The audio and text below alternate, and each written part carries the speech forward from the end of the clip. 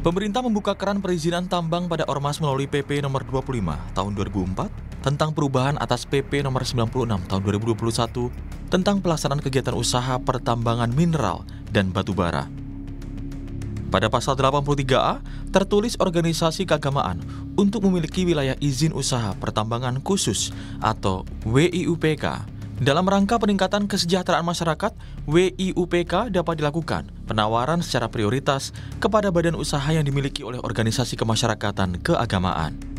Menteri Investasi Kepala BKPM Bahlil Lahadalia bahkan memastikan segera menerbitkan izin usaha pertambangan atau IUP batu bara kepada pengurus besar Nahdlatul Ulama PBNU. Bahlil mengklaim pemberian konsesi tambang batu bara pada PBNU sudah melalui persetujuan Presiden Joko Widodo. Atas arahan dan pertimbangan dari beberapa menteri, bahkan telah disetujui oleh Bapak Presiden Jokowi, kita akan memberikan konsesi batu bara yang cadangannya cukup besar kepada PBNU untuk dikelola dalam rangka mengoptimalkan organisasi. Setujukah tidak NU kita kasih konsesi tambang? Setujukah tidak?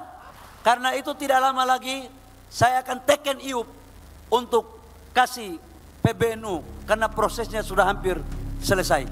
Dalam pernyataan tertulis, Ketua Umum PBNU Kiai Haji Yahya Khalil Stakuf menyatakan Nahdlatul Ulama telah siap dengan sumber daya manusia yang mumpuni, dengan perangkat organisasional yang lengkap dan jaringan bisnis yang cukup kuat untuk melaksanakan tugas dan tanggung jawab tersebut.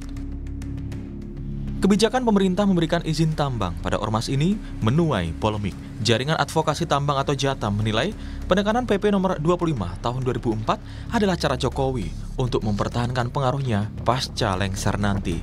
JATAM menilai obral tambang ini sudah sering dilakukan Presiden Jokowi sejak dulu dan kali ini memiliki tujuan agar tetap merawat pengaruhnya di organisasi keagamaan pasca lengser nanti.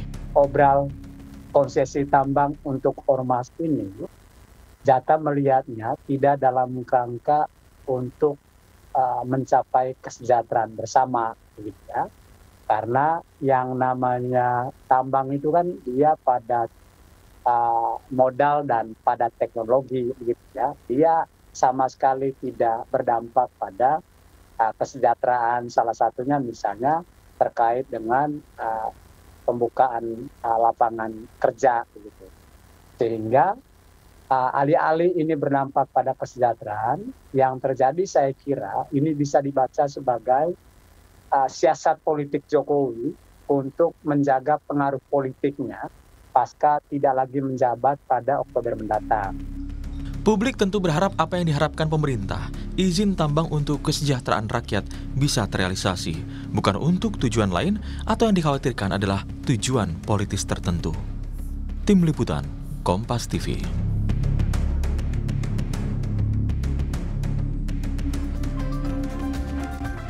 Saudara, keputusan pemerintah mengeluarkan PP untuk mengatur izin usaha tambang bagi ormas keagamaan menuai kontroversi. Kebijakan ini dinilai syarat kepentingan politis Presiden pasca lengser pada bulan Oktober mendatang. Benarkah demikian? Pagi ini kita akan membahasnya dengan sejumlah narasumber. Di studio telah hadir bersama saya ada Pak Ihsan Tanjung yang merupakan Wakil Ketua Badan Arbitrase Syariah Nasional atau Basarnas dari Majelis Ulama Indonesia. Assalamualaikum. Waalaikumsalam warahmatullahi wabarakatuh. Kabar baik ya Pak? Alhamdulillah. Ya, kemudian ada dari sambungan Zoom, ada PLH Deputi Kepala Staf Presiden, ada Bung Ali Mokhtar Ngabalin. Selamat pagi, Assalamualaikum Bung Ngabalin. Waalaikumsalam warahmatullahi wabarakatuh, Dista. Ya, kemudian juga terakhir ada Koordinator Jaringan Advokasi Tambang atau JATAM, ada Bung Melki Nahar. Selamat pagi, Bung Melki. Selamat pagi. Ya, ini kita membahas pagi-pagi soal izin pertambangan yang kemudian izinnya akan dikeluarkan sebentar lagi begitu ya. Jadi ormas keagamaan ini bisa mengelola pertambangan. Nah, yang kemudian menjadi mengejutkan adalah ormas keagamaan. Tentu secara publik pasti akan bertanya-tanya, mengapa kemudian pemerintah pusat memberikan izin terhadap ormas keagamaan, Pak Ngabalin? Ya, Terima kasih, selamat pagi. Assalamualaikum warahmatullahi wabarakatuh, Bang Melki, kemudian Wan juga, dan pemirsa. Senang sekali pagi hari ini bisa jumpa. Jadi dari sisi pertanyaan kenapa, maka harus diingat benar-benar bahwa dalam posisi seperti ini, kita mesti secara jernih dan positive thinking untuk bisa melihat terhadap kekayaan alam negeri ini yang suka dan tidak suka, siapapun boleh menikmati dan siapapun boleh menggunakan ini sebaik-baiknya untuk kepentingan dan kemaslahatan orang banyak. Karena itu pada saat kita membicarakan tentang prioritas pemberian wilayah izin usaha pertambangan khusus ini kepada badan usaha milik organisasi kemasyarakatan keagamaan, ini tidak ada lain kecuali adalah untuk memberikan kesempatan yang sama, dan kita harus jujur, kemudian harus adil juga melihat dalam pengelolaan kekayaan alam. Itu sebabnya pemerintah meyakini bahwa ormas keagamaan ini memiliki potensi besar untuk bisa memberikan kontribusi dalam pemberdayaan ekonomi umat, termasuk melalui kegiatan usaha pertambangan. Itu juga yang membuat pemerintah memandang benar bahwa ormas keagamaan ini memang memiliki andil, sekali lagi memiliki andil dalam pembangunan nasional. Kita lihat saja bahwa ormas keagamaan ini ikut menggerakkan ekonomi masyarakat melalui kegiatan-kegiatan UMKM dan membantu pemerintah dalam mengatasi pandemi COVID. Kita jujur ini satu yang saya kira harus mendapatkan penekanan, bahwa pada waktu COVID kemarin itu, kalau hanya pemerintah sendiri menjalankan dan menghadapi musibah yang luar biasa itu, tidak akan mungkin mampu. Jangan kita menutup mata bahwa peran besar yang dilakukan oleh ormas-ormas keagamaan ini luar biasa. Para ulama, para pendeta, para pastor, biksu, dan semuanya dari semua agama itu bagaimana meyakinkan umatnya untuk bisa berperan serta membantu pemerintah dalam langkah-langkah dan kerja-kerja nyata ini. Itu pikiran dasar yang Bapak Presiden Joko Widodo memberikan pandangan kepada kami. Beliau memerintahkan Kepala Staf Kepresidenan Jenderal TNI Purnawirawan Muldoko untuk menyampaikan pikiran ini dengan jernih di tengah-tengah masyarakat, agar mari kita melihat dengan baik bahwa ini adalah kerja dan upaya yang dilakukan oleh pemerintah. Jadi menepis semua berbagai pandangan dan narasi-narasi negatif kepada pemerintah dan khususnya kepada Presiden Joko Widodo. Tapi kan tadi Anda menyebutkan semua pihak ini punya kesempatan yang sama. Kemudian yang menjadi pertanyaan banyak pihak adalah begini juga, Pak Ngabalin. Seurgensi apa kemudian organisasi keagamaan ini diberikan izin untuk mengurus pertambangan? Ya, kalau bicara urgensi, apa yang kira-kira saya menyebutkan apa yang kira-kira tidak urgen, apa kira-kira yang tidak begitu penting, atau apa kira-kira yang menjadi persoalan ketika pemerintah mengambil langkah ini kemudian memberikan ikut serta kepada ormas-ormas dengan alasan-alasan yang tadi saya kemukakan.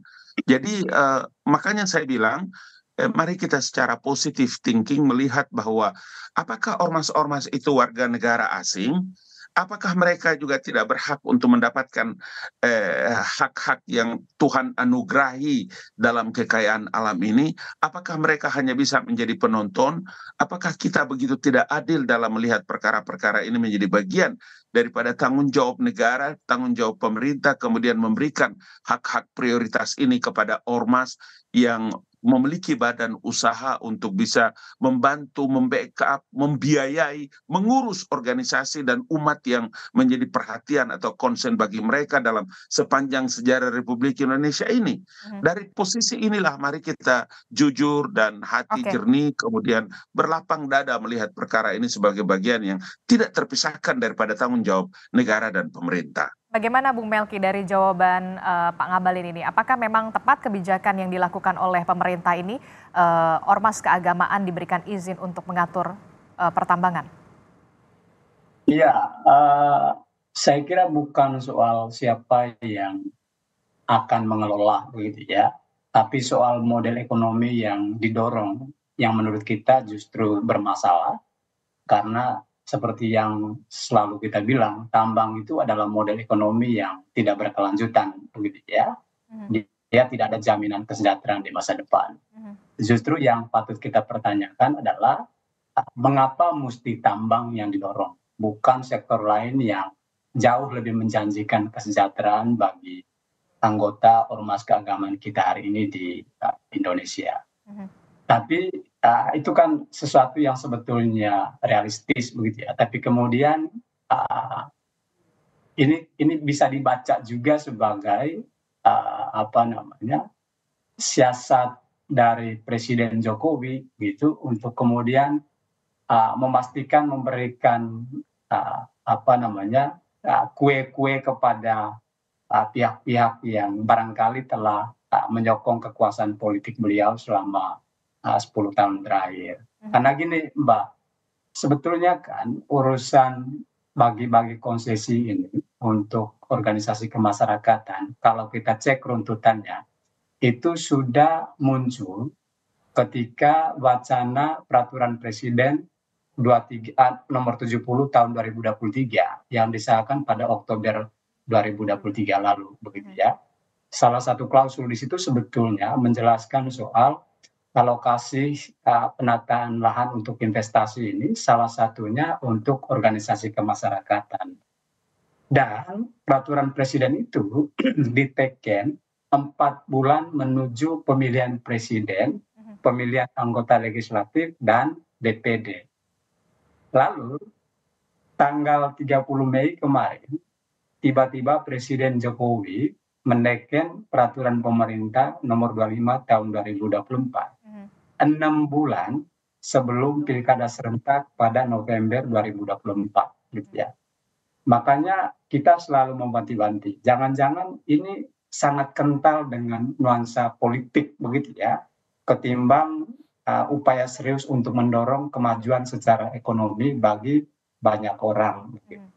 Dan ini yang mesti terus dipertanyakan begitu, karena menurut kita saat ini situasinya semakin rumit karena eksploitasi pertambangan di Indonesia ini, Pak Balil, kalau saya mau katakan di sini, luasan konsesi kita seluruh tambang itu lebih dari 10 juta hektar saat ini. Jumlah izin, Pak Balil, itu hampir 8.000 izin. Kalimantan itu udah sesak sekali. Lalu tiba-tiba muncul regulasi baru yang kemudian membuka ruang perluasan eksploitasi batu bara untuk organisasi keagamaan.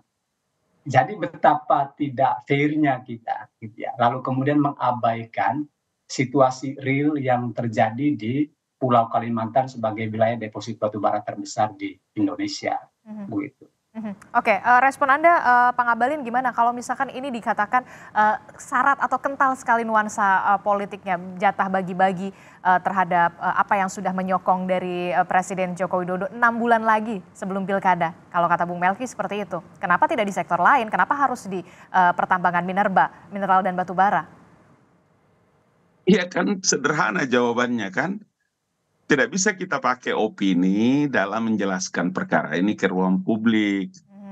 Karena kalau jangan-jangan kemudian siasat politik, ini kan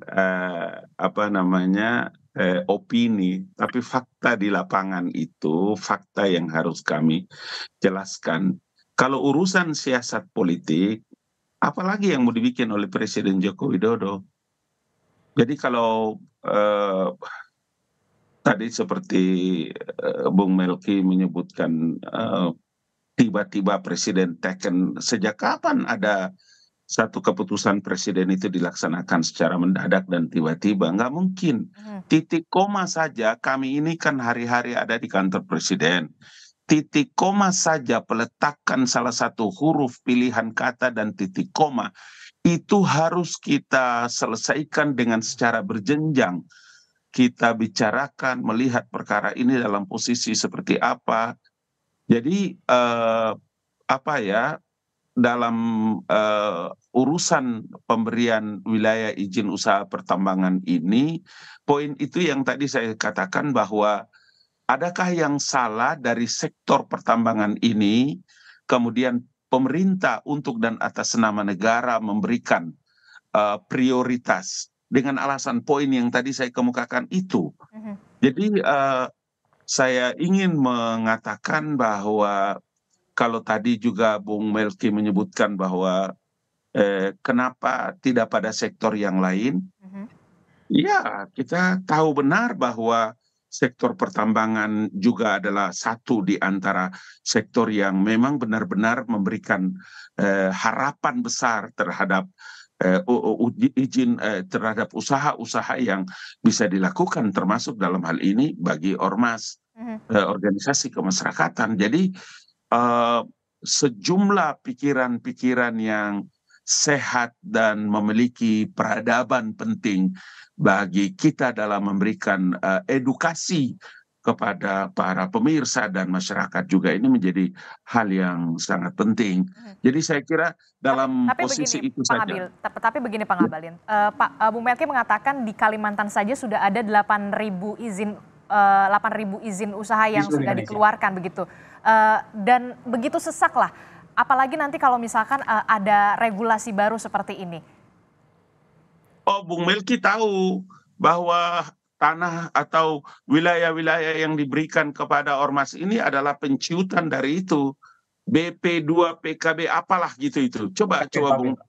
Iya, kan tahu kita jadi, semua itu. Jadi, kalau konsesi yang kemudian diberikan adalah wilayah hasil penciutan dari perusahaan-perusahaan pemegang PKP2B, saya mau bilang bahwa operasi dari perusahaan-perusahaan PKP2B selama ini justru menjadi salah satu penyumbang kerusakan yang luar biasa. Saya ambil contoh misalnya. Di Kalimantan Timur itu, Pak Bahlil, ada PT Kaltim Prima Coal, ada Arutmin, ada Kendilo, dan segala macamnya, sampai Adaro di Kalimantan Selatan, begitu. Jejak kerusakan lingkungannya itu dahsyat sekali. Di Kalimantan Timur saja, lubang tambangnya, Pak, itu lebih dari 1.000 titik lubang tambang yang dibiarkan tanpa rehabilitasi. Lalu tiba-tiba melalui PP 25 tahun 2024 ini, gitu ya, wilayah-wilayah ini hendak diberikan kepada ormas. Yang notabene di satu sisi pasti ada keuntungan untuk pemilik bisnisnya, dalam hal ini ormas, tetapi di saat bersamaan terjadi penghancuran ruang hidup basis produksi utama warga di Pulau Kalimantan. Nah, di sini kan letak tidak adilnya, gitu loh, Pak Bahlil. Pak Ngabalin. Karena itulah maka kenapa dalam PKB, ya betul. Karena itu kan makanya diberikan pengertian dengan perjanjian karya pengusahaan pertambangan batubara dan lain-lain untuk generasi yang lain-lain. Dalam posisi inilah maka mari kita lihat dalam perubahan undang-undangnya, peraturan pemerintah, peraturan presidennya terkait dengan pemberian usaha. Apa langkah-langkah, apa persyaratan-persyaratan dan untuk dan atas nama kelestarian yang tadi disebutkan oleh Bung Melki itu semua tertuang di dalam peraturan regulasi yang sebelum diberikan kepada ormas. Itu juga yang saya mau katakan bahwa ini barang bukan juga dengan prioritas yang diberikan kepada ormas itu kemudian telan bulat-bulat. Tidak. Pemerintah dan negara tahu bagaimana tata kelola baik dalam rangka merehabilitasi ataupun poin-poin yang tadi disampaikan oleh Saudara Melki tadi. Nah, ini yang saya katakan dari tadi bahwa mari kita secara jernih dan jujur terbuka melihat perkara-perkara ini bahwa tidak serta-merta Oke. Tidak serta-merta juga kemudian ini begitu saja dilepas dan ormas juga tidak bisa mengurus dan menata ini dengan baik di Oke. masa-masa Oke, yang baik, akan ditahan dulu Pak Ngabalin, Itu Bung Melki. pertanyaannya. Saya ke Pak Ya. Ihsan dulu. Pak Ihsan, ini kan menjadi banyak pertanyaan publik pastinya ya. Kenapa harus ormas keagamaan, pemerintah memberikan izin baru, ada regulasi baru, kemudian ada juga dari Bung Melki sudah mengatakan kurang tepat lah dan segala Ya. macam. Nah, kalau dari Majelis Ulama Indonesia sendiri, bagaimana merespon soal ini? Ya, terima kasih. Saya mau garis bawahi ya, Bung Melki mungkin nggak kenal dengan ormas keagamaan ya. MUI itu mewadahi lebih dari 80 ormas Islam dan kelembagaan. Di antara yang besar itu adalah NU dan Muhammadiyah. Kita tahu bahwa NU itu adalah organisasi ormas yang anggotanya terbesar di dunia lah gitu ya. Kemudian kalau Muhammadiyah itu adalah ormas yang terkaya di dunia. Nah, Bung Melki mungkin nggak tahu bahwa Muhammadiyah, NU itu punya rumah sakit, perguruan tinggi, punya semua keahlian. Kami punya perkebunan, pertanian, punya usaha di berbagai bidang. Jadi saya sedih mendengar Pak Melki mengatakan bahwa ormas ini seperti tidak punya daya. Sebetulnya dalam ormas itu banyak pengusaha-pengusaha, orang-orang hebat di dalamnya. Cuman satu hal yang selama ini terlupakan oleh pemerintah adalah kemerdekaan negara ini diusung oleh para tokoh-tokoh ormas itu sendiri. Kita tahu bagaimana Wahid Hasyim, Ahmad Dahlan, Hasyim Asy'ari, kemudian Ki Bagus Hadikusumo itu memperjuangkan negara ini merdeka. Tapi sejak kemerdekaan itu sampai hari ini yang menikmati tambang itu adalah orang-orang yang tidak pernah ikut memperjuangkan negara ini. Nah, ketika pemerintah melihat bahwa ada ketidakadilan dalam membangun negara ini, nah kemudian di mana yang dikatakan oleh Pak Melki bahwa tidak adilnya di mana? Justru kamilah yang merasa tidak adil. Negara tidak pernah adil memperlakukan, coba bayangkan, berapa banyak anak Indonesia yang dididik dan dibangun jiwa raganya oleh Muhammadiyah, NU, dan semua ormas itu. Berapa banyak perguruan tinggi mereka yang jumlahnya jauh lebih besar, lebih banyak daripada pemerintah. Rumah sakitnya yang jauh lebih banyak daripada milik pemerintah. Tapi ketika kemudian mereka diberikan kesempatan, kenapa dipersoalkan? Itu yang pertama. Yang kedua, jangan dikatakan ormas itu nggak punya manajemen yang kuat, nggak punya pembiayaan. Muhammadiyah dikatakan sebagai ormas terkaya di dunia, kita boleh hitung berapa ribu triliun kekayaan mereka. Dari mulai TK-nya, sekolahnya, perguruan tinggi, rumah sakit, oke. itu uangnya Muhammadiyah itu kalau digelontorkan ke tambang, itu rontok itu tambang semua. Jadi jangan dikatakan kita miskin, tidak sanggup mengolah tambang. Kalau bicara manajemen modern, Muhammadiyah itu punya kampus yang luar biasa, ada jurusan pertambangan, ada jurusan kimia, fisika, semua mereka punya. Di mana kurangnya ahli profesor yang ada di lingkungan ormas. Cuma persoalan sekarang ini adalah selama ini ormas tidak dapat perhatian dari pemerintah. Nah, ketika ini ada, Bung Melki, justru mari kita kawal agar proses ini tidak instan. Tapi harus melalui tahapan-tahapan perizinan yang sesuai dengan aturan. Tapi kita harus apresiasi, Bung Melki, bahwa ini akan menjadi kemandirian. Itu Ibu Menteri Kehutanan bilang, jangan sampai ormas selalu konotasinya dengan proposal. Nah, artinya kalau dia punya sumber pembiayaan yang bagus, seperti disampaikan oleh Gus Yahya, oleh Buya Anwar Abbas, ketika ada bencana, itu ormas yang duluan di lokasi. Dari mana uangnya? Itu uangnya ada dari masyarakat sendiri. Nah, kalau ada sumber pembiayaan yang jelas, saya pikir ini akan menjadi satu sinergi yang luar biasa antara pemerintah dan ormas, sehingga lubang-lubang di pemerintah yang tidak tertutupi karena kekurangan resources yang ada, bisa ditutup oleh ormas dengan tambahan sumber dari tambang ini. Saya pikir yang penting pengawasannya dilakukan dengan baik, tidak ada sistem tidak ada proses yang dilewati, tidak ada seperti AMDAL-nya, perizinannya, semua harus dilengkapi. Dan orang-orang SDM-nya pun harus cukup. Nah, digarisbawahi dalam PP 25 itu bahwa itu adalah badan usahanya ormas. Yang kemudian adalah pemegang saham mayoritas dalam ormas. Nah, artinya dalam semua aturan pemerintah itu sudah dipagari semuanya. Bahkan dikatakan dalam PP itu ormas tidak bisa mengalihkan IUP-nya tanpa izin menteri. Artinya apa?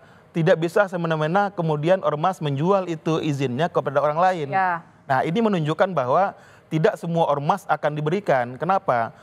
Ormas yang sanggup melakukan hal itu tentu dari 80 lebih ormas Islam saja, belum lagi agama yang lain. Itu belum tentu mereka punya kesiapan sama semuanya. Maka oleh karena itu pemerintah menyebut dulu dari jumlah yang besar, NU, Muhammadiyah, nanti kan akan direview semua, mana yang siap.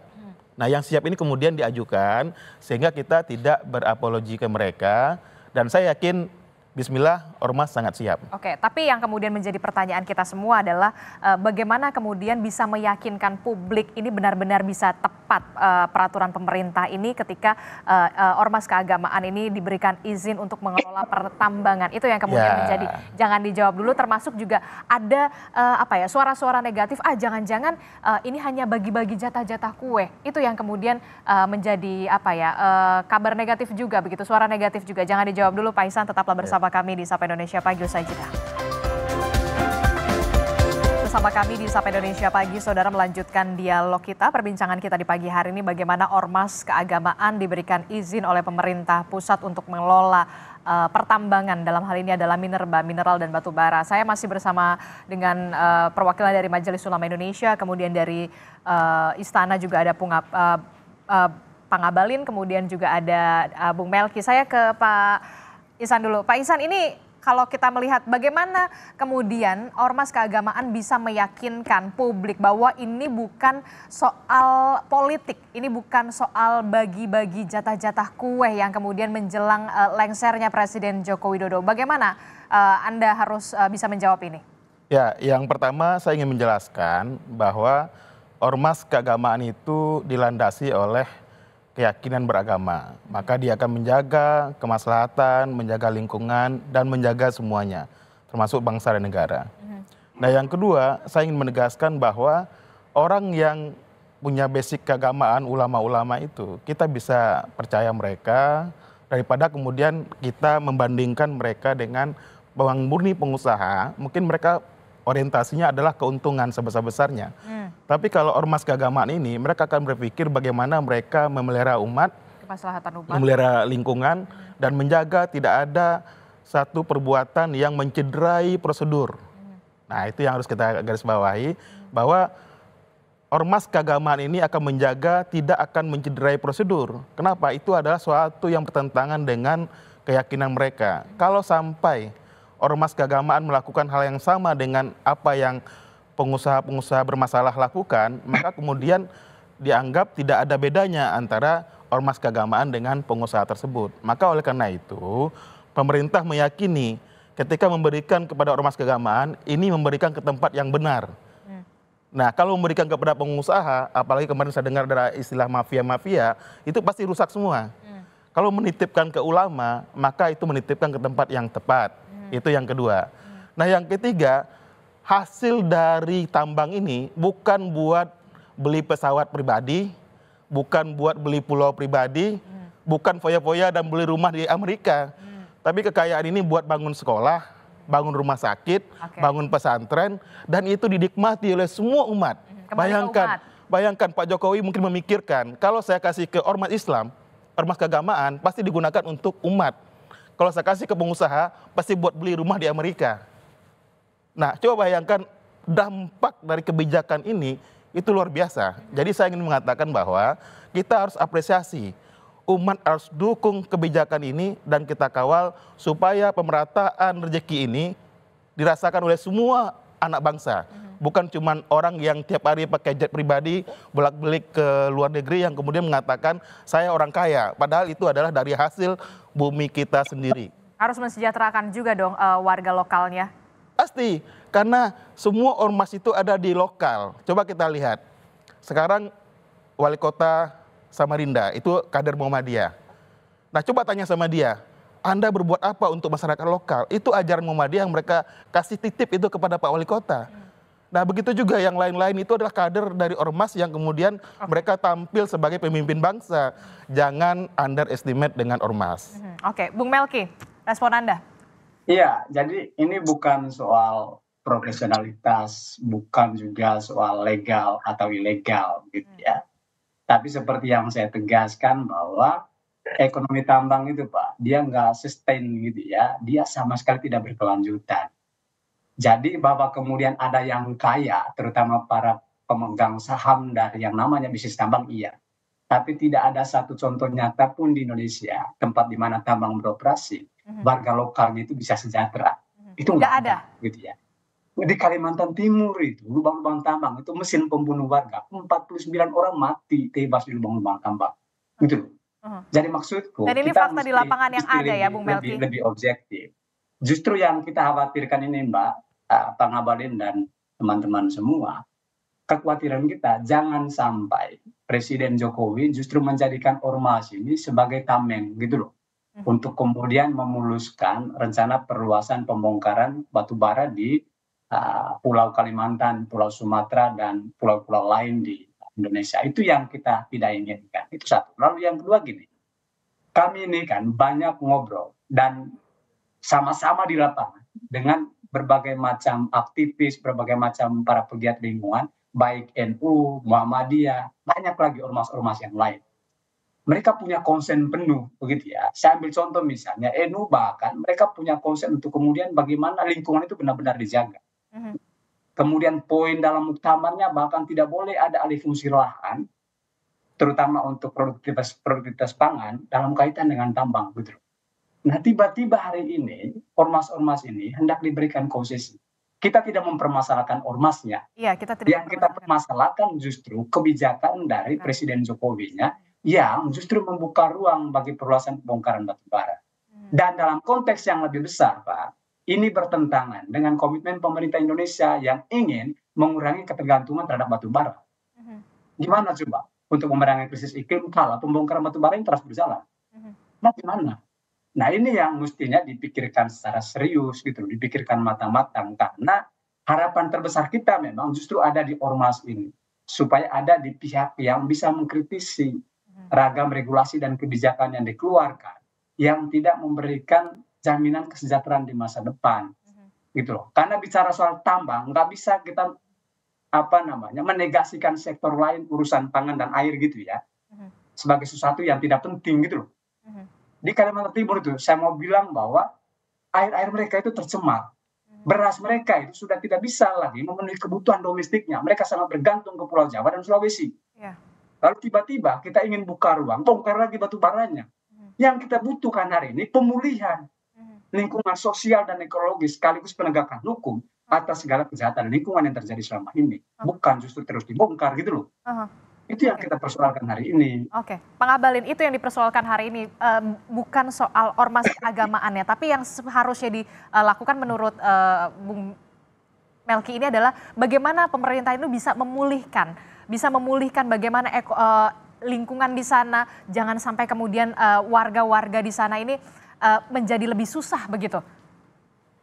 Ya, yang kita bicarakan ini kan adalah bagaimana orang menyoroti tentang adanya perubahan pemerintah dalam menerbitkan peraturan pemerintah nomor 25 tahun 2024 tentang perubahan peraturan pemerintah nomor 96 2021. Yang orang diskusikan dan membicarakan ini, pertanyaan paling besar itu kan dari awal juga Bung Melki bilang tuh apa urusannya dengan ormas, kemudian pemerintah memberikan ini, bagi-bagilah siasat Jokowi, kan dari tadi itu narasi itu yang dipakai. Jadi kalau kita bicara tentang soal alam dan lingkungan, makanya dari tadi saya bilang perubahan peraturan pemerintah ini juga terkait dengan alam dan macam-macam itu juga diatur.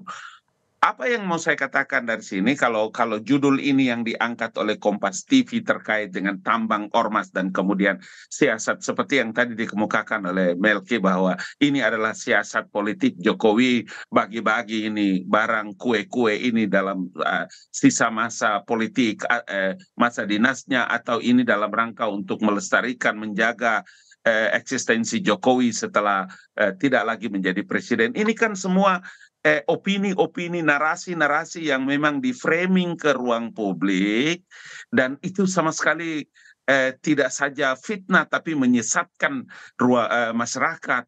saya mengerti bagaimana apa yang dikemukakan dengan Bung Melki terkait dengan bagaimana kerusakan alam, bagaimana kami ini bukan ngomong dan berteriak dari Jakarta.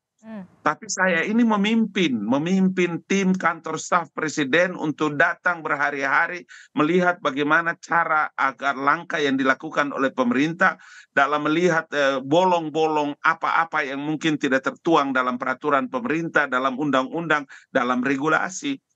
Jadi kenapa saya menggunakan istilah mari kita melihat ini secara positive thinking, bahwa tidak ada yang tidak bisa diurus oleh negara ini.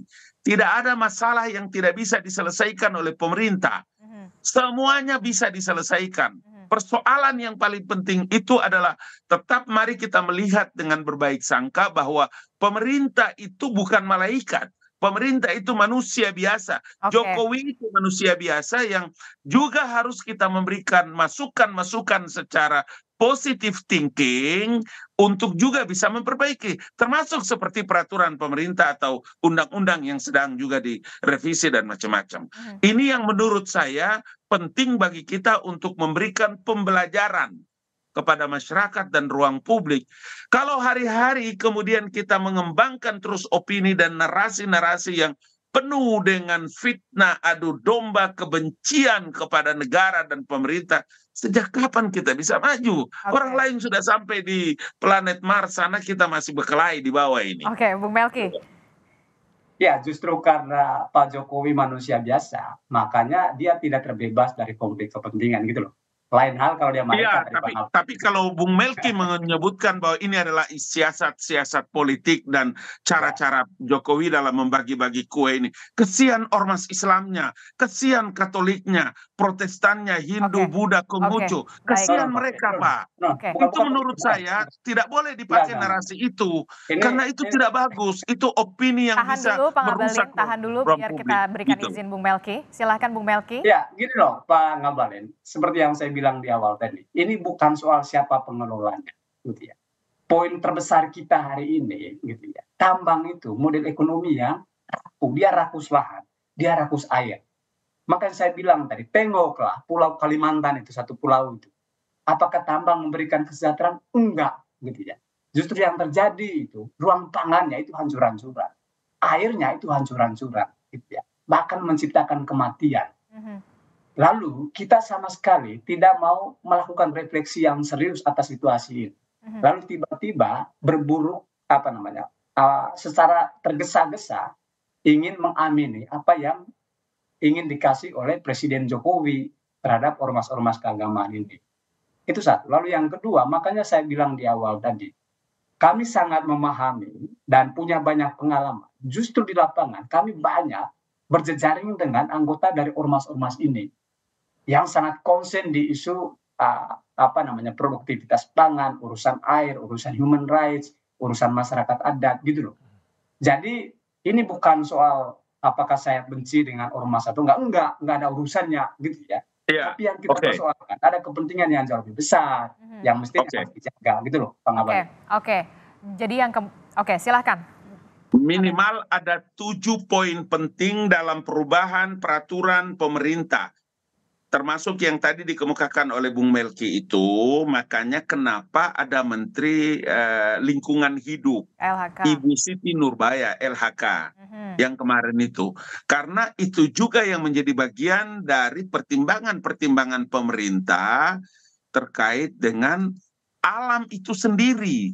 Dengan gunung-gunung, dengan tanah-tanah, dengan batu-batu yang ada di sana. Kalau kita lihat dalam perubahan regulasi itu, kemudian pesan-pesan yang menjadi bagian yang tidak terpisahkan dari kenapa ormas juga itu diberi. Tadi kan Pak ulama kita, Pak Ihsan itu, Pak Kiai tadi sudah menyampaikan juga kan, kalau ini sampai pada ormas, maka yang urus ini adalah para pendeta, para biksu, para pastor, para kiai, para ulama, para habaib juga yang ada di ormas-ormas itu semua jauh lebih memiliki rasa daripada apa yang tadi dikemukakan oleh Melki. Karena itu semua diatur dalam aturan-aturan agama. kami ini bolak-balik ikut membicarakan tentang peraturan pemerintah ini. Ketika ormas itu datang, ketika ormas ikut itu, narasi-narasi yang mereka pakai itu adalah pesan-pesan wahyu dari langit untuk bagaimana menjaga dan melestarikan alam itu. Itu yang tidak diketahui oleh Bung Melki. Oke, baik. Terakhir saya ke Pak Ihsan. Pak Ihsan, bagaimana kemudian bisa meyakinkan nanti akhirnya bisa meyakinkan publik bahwa memang peraturan pemerintah ini, PP ini memang tepat? Ya, yang pertama publik harus kita sajikan bagaimana terrekod dari ormas keagamaan, terutama yang disebut ya NU Muhammadiyah yang sudah disebut-sebut. Nah yang kedua, kita minta publik ini untuk kemudian memberikan dukungan kepada ormas yang sudah ditunjuk ini, bagaimana MUI, NU Muhammadiyah berkolaborasi, memberikan satu bukti kepada publik bahwa kita bukan sesuatu hal yang sederhana, yang kecil, tapi ormas besar ini adalah kumpulannya orang-orang yang punya kompeten, yang punya keahlian, punya kemampuan, punya jaringan, seperti yang disampaikan oleh Gus Yahya, bahwa NU punya jaringan sampai ke bawah. NU punya semua profesional yang dibutuhkan untuk pertambangan. Jadi artinya apa? Tidak ada yang diragukan. Itu yang kedua. Yang ketiga, kita beri kesempatan. Ayo kita beri kesempatan, mereka berproses. Ini kan belum ada buktinya Pak Melki. Ini kan baru mau mulai. Nanti dalam progres, kami berharap Pak Melki itu langsung menjadi tim pengawas ormas. Nanti datang ke MUI, kami akan fasilitasi, kita bicara. Coba konsepnya Pak Melki dituangkan ke MUI. Kita akan bicara dengan ormas agar tahapan-tahapan ini tidak ada yang dilompati atau kemudian dampak amdalnya ekologisnya itu karena sebelum untuk IUP rakyat keluar, yang ada di sana, warga lokal yang ada di sana, itulah sebelum IUP keluar itu ada amdalnya Pak Melki ya. Nah di amdalnya ini kita berharap Pak Melki ada di situ. Jadi jangan IUP dulu yang dikasih, amdal dulu yang kita kemudian petakan sehingga kemudian kita yakin bahwa lokasi yang diberikan itu sekaligus proposal amdalnya diberikan kepada pemerintah untuk meyakinkan bahwa MUI dan ormas-ormasnya ini tidak akan mengkhianati masyarakat dan bangsa ini. Oke, kita lihat dulu nanti ke depannya akan seperti apa, pengaturannya bagaimana, nanti juga jangan sampai ini kan sudah diberikan amanah begitu ya kan, untuk kemaslahatan umat juga pastinya ya. Terima kasih Pak Ihsan Tanjung, Wakil Ketua Badan Arbitrase Syariah Nasional Majelis Ulama Indonesia telah bergabung bersama kami. Kemudian ada PLH Deputi Kepala Staf Presiden Bung Ali Mohtar Ngabalin, kemudian ada Koordinator Jaringan Advokasi Tambang Jatam Bung Melki Nahar. Terima kasih Bapak-Bapak telah bergabung bersama kami untuk memberikan perspektifnya. Sehat selalu. Melki, Assalamualaikum. terima kasih. Siap Bang, kasih Bang, Pak Melki.